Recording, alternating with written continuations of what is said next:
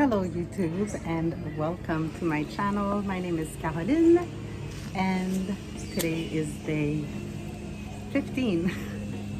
Yes, 15 of my 31-day YouTube upload challenge. I am at Fuego Coffee and I just ordered a golden milk. Let me show you. Look at this beauty. I don't want to spill it, so yeah. And I am sitting in the light, enjoying this sunset. Okay, listen, I'm not gonna lie. I showed up to this video not knowing what I'm gonna talk about. I just said, commit. Go get yourself something to drink and just share what's on your heart, what's on your mind. Well, first things first, I'm very excited at the thought of drinking this golden milk. Let's take a sip.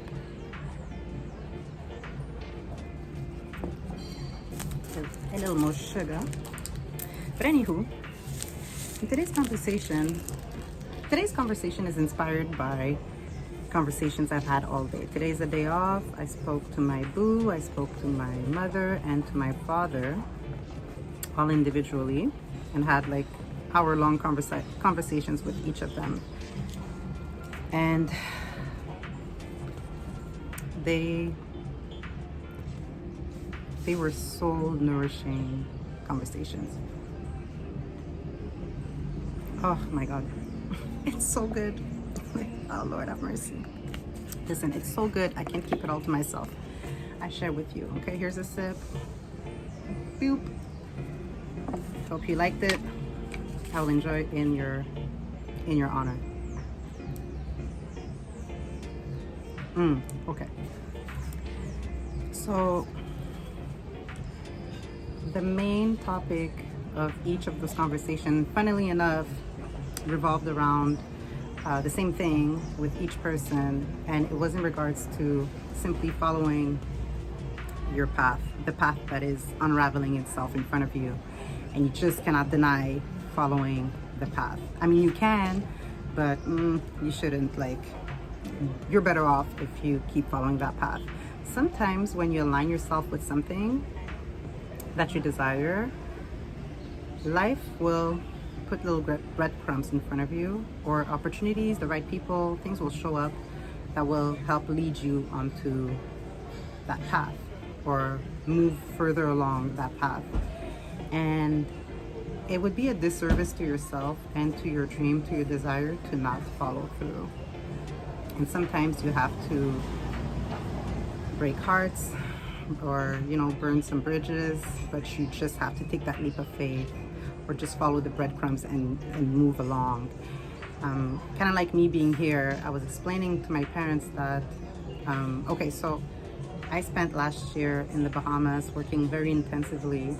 I came back to Montreal in the fall, and I knew that I wanted to spend the fall in Montreal, but that I was out for the winter. I don't like Canadian winters. But when I arrived in Montreal in the fall, I knew that I didn't want to teach yoga full time, that I would replace, be on the sub list and teach here and there, but I wanted to work in a yoga studio part-time, 3 days a week, just to stay, in that space, you know what I mean? And so as soon as that intention was set, I found a job, part-time job in a yoga studio, and I was on sub lists to replace teachers in other studios. And even at the studio where I was working at, they were always offering me like, hey, would you like to work more hours? Would you like to teach? Would you like to, they were always opening up doors for me to root or ground myself even more into that job. But in my spirit, like I was like, oh, cool, it's great to see that you're wanted, and they appreciate your presence and your work. So they really want you to be more involved in that space. But in my heart of hearts, I knew that, man, like I can't do that, because I don't feel it in my spirit that it's the right move for me to make. But I just know that it is the right move for me at this moment to be here and to work what I work, you know, like 3 days a week, that's it. And and even though I knew I wanted to spend the winter somewhere south, I didn't know how that was going to manifest. But when it did, it was a clear yes. But it was an immediate yes, in the sense that the offer was like, okay, yes, we want you, but we want you now. So I didn't have time to give like 2 weeks notice. I left kind of abruptly, and I know that the owner of that studio wasn't really too happy about that. And I was talking to the manager and apologizing to her, like, usually I don't do that, but I mean, I can't help it. This is how it showed up, and I have to follow through. Like, I have to follow through. I'm sorry, but I can't stay here and compromise what's next for me to make you happy, when in theory, no offense, but this is a canoe job. It's what I call a canoe job. It's in between islands. You know, I just get into this canoe and, you know, on my way to the next island, okay? And it's not, and not in a mean way, it's just, this is what it is. And this can also manifest even in relationships. Sometimes, like, you know, after a long committed relationship and things ended, and you're in that in-between relationship space where maybe you're just dating, you know that, okay, listen, I'm not looking for something long-term with you. I just, you know, want to enjoy the presence of somebody else.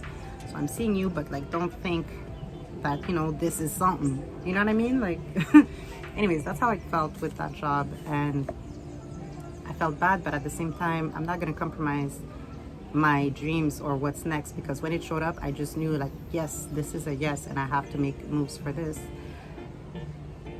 So all this to say, even like my boo right now, what he's experiencing, like, he's gonna shift jobs, and the way that it's happening, everything is aligned for him.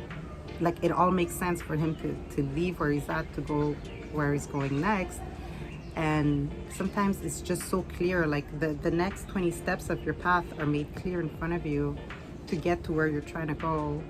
So it's either you move forward, or you're like, oh, well, I don't want to make these people unhappy, so I'm gonna stay, or I'm gonna compromise myself to make them happy, but, you know, to people please them, you know.